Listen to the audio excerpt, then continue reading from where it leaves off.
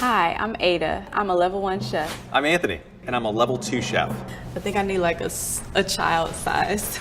I'm Elisa. I've been a professional pastry chef for over 20 years. My brownies are a little bit cakey. They're just right. I like my brownies halfway between cakey and fudgy. I probably make this recipe once or twice a month. I like a fudgy brownie. This brownie recipe I learned back in pastry school, and I've been perfecting it ever since.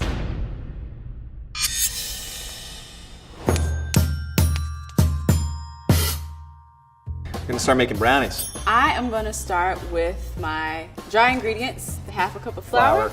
Just regular all-purpose flour.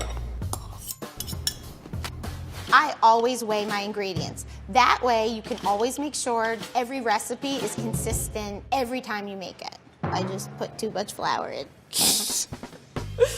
And then a cup of sugar. I'm using granulated sugar. So I use a regular granulated white sugar and also a dark brown sugar because that will give an extra rich flavor to my brownies. I use melted butter because it's already in liquid form. We're gonna add room temperature butter. It's just much easier to incorporate if it's room temperature. When I choose my butter, I want to make sure that there are no additives in it. I'm using a pure butter, and organic is always the best. And I'm just using my fork to mix. So you just think of how many calories you're burning right now when you're doing this. And then you can eat all of this yourself, and it evens itself out. Creaming together the butter and sugar helps get that cakiness going. There we go. You're done creaming when it's nice and well mixed together, but the butter's also fluffy and kind of sticky. While my sugars are incorporating, I crack my eggs into a bowl. It's really important that you crack your eggs into a bowl first, not directly into your mixture, because you never know if little pieces of shell will get inside. That wouldn't be good. One nice little touch I like to add is a little bit of almond flavor to my brownies. So we're gonna use an ounce of amaretto liqueur. Oh, that smells good. Now I'm going to add the 3/4 cocoa powder. Use the best cocoa powder you can find. This smells so good. I don't pack it or fluff it or anything else. I just scoop it in and then level it off. I prefer to use chocolate rather than cocoa powder. Cocoa powder sometimes can leave a granular taste. I'm just going to melt some delicious chocolate and high quality butter over a bain-marie. I want to make almost like a chocolate syrup. This will give a really nice texture to my brownie. Blah. Love makes the ideal brownie, but also a good mixture. If you look at the consistency, it's nice and smooth. Now we're gonna mix these together. I'm using a hand mixer because I don't want to sit here for 30 minutes and work up a nice sweat. I'm using a paddle attachment rather than a whisk because I don't want to whisk in any extra air. You have to do it like this, like your life depends on it. All right, very chocolatey. One of the best combinations are brownies and caramel. So I've decided to make bourbon salted caramel. I'm just starting with sugar right into the pan. Stop. I'm at about 160 degrees and it's turning a nice amber color. And I'm going to add butter, some heavy cream. I add the bourbon right into the mixture. The bourbon adds a nice complex flavor and some notes of nuttiness to the caramel. And I'm going to stick it into the freezer for at least an hour. But I have one last step. Homemade whipped cream is one of the easiest things you can make. It has 3 ingredients: heavy cream, confectioner's sugar, and vanilla extract, and you whip it in a chilled bowl. I know it looks curdled, but it's not. All right, this is some assembly required. Before we put the batter in, I'm gonna grease the pan.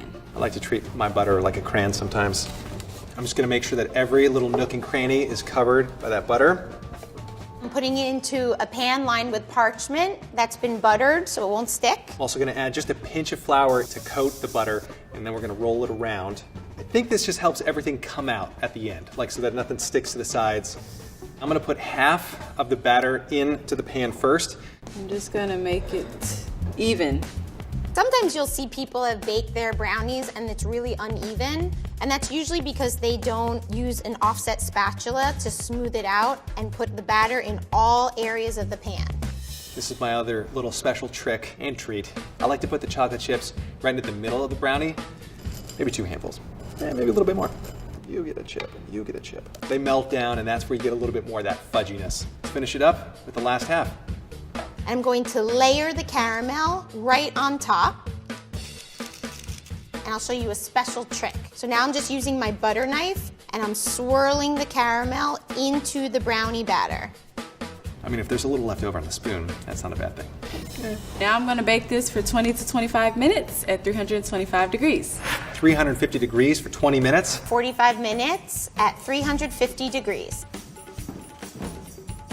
All right, looks good, looks good. I'm excited about this. They look and smell delicious. When can we dig in? It's alive! I'm the queen of brownies. I just am. Wait. This is tough. We're gonna top it with sliced almonds. I like a lot of almonds. And some confectioner's sugar. It's more for looks than anything else. It's not coming off.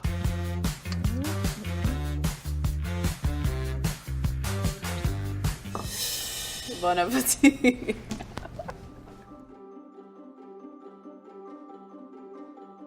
Very, very excited with what I've done here. I mean, pat myself on the back. You have cakey layers on the bottom and the top. You got that nice fudginess in the middle when those chocolate chips all melted down. It's awesome. You can smell the combination of the caramel with the chocolate and the fresh whipped cream. All right, let's cut off a bite and try it. Oh, come on. This is a good brownie. I mean, wow. Nice work. That's amazing. Me. Now that we've seen levels 1, 2, and 3, it's clear that there's a lot of variability when it comes to brownies. Let's talk about what makes each one unique. Let's talk about chocolate.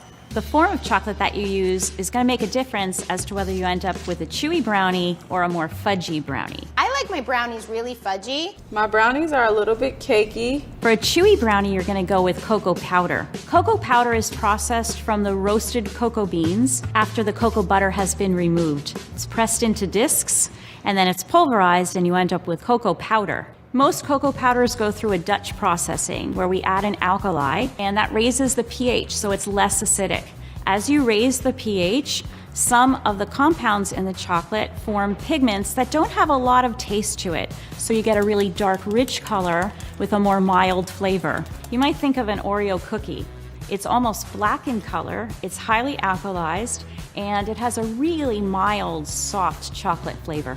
If you want a fudgy brownie, you use melted dark chocolate, like Elisa did. That has all of the cocoa butter. It's going to give you a nice, silky, dense brownie. It's already in liquid form, so you don't need to incorporate as much air when you're mixing. This will make a really nice fudgy texture. Unlike cocoa powder, which is going to need mixing and hydration in order to work in your brownie. It takes a lot of arm work. Anthony did a combination of the two. He used cocoa powder, but then he added a layer of chocolate chips in between the batter, so he had this middle section that was pretty fudgy. It's kind of an unexpected treat while you're biting into it. The flavor profile of these brownies ranged from simple to complex. Ada's was a really simple flavor profile, nothing but chocolate. It's a brownie, it's gonna be eaten. Anthony did something different. He added an almond liqueur, I think it just kind of kicks it up a notch. which is a really nice complementary flavor to the chocolate. He also added almonds on top, which really bolstered that almond flavor and added a nice textural component. Might have the whole thing just for myself. Elisa topped her brownies with a bourbon-infused caramel. Similar to the almonds, the bourbon adds a nutty flavor, and it also has some notes of butterscotch, which emphasizes the caramel. It's going to be fantastic. Caramelization is a really interesting and complex non-enzymatic reaction of sucrose, which is white sugar, breaking down into its component of fructose and glucose, which is very, very sweet. White sugar by itself has just a sweet note. As you increase the temperature, you lose water and you increase the browning compounds that are expressed in the caramel. I'm at about 160 degrees and it's turning a nice amber color. And you get these really complex, beautiful, roasted, toasty flavors. Ooh, I want to have some more. You can make caramel with just white sugar and heat, but when you add the heavy cream and the butter, it controls crystallization. You don't want any granularity or crystallization in your caramel. You want it to be smooth and silky. No one wants a clumpy brownie. When baking the brownies, Ada used a glass dish while Anthony and Elisa used metal. Metal's a good conductor of heat, it heats very fast, and you'll get a nice crispy edge to your brownies. Anthony greased and floured his pan. This is different than Ada, who just greased her pan. I don't know what's going on. When you add flour to the pan, the flour acts like a nuclei, where the batter can kind of grab onto the flour and creep up the edges of the dish. This results in a thicker brownie on the sides. I'm kind of an edge guy myself. Perfect. I am the queen of brownies. Does it look so pretty? Smells delicious. There's a lot that goes into baking brownies, so next time you make them, I hope you consider all of these things so you get the perfect brownie for you. See you later.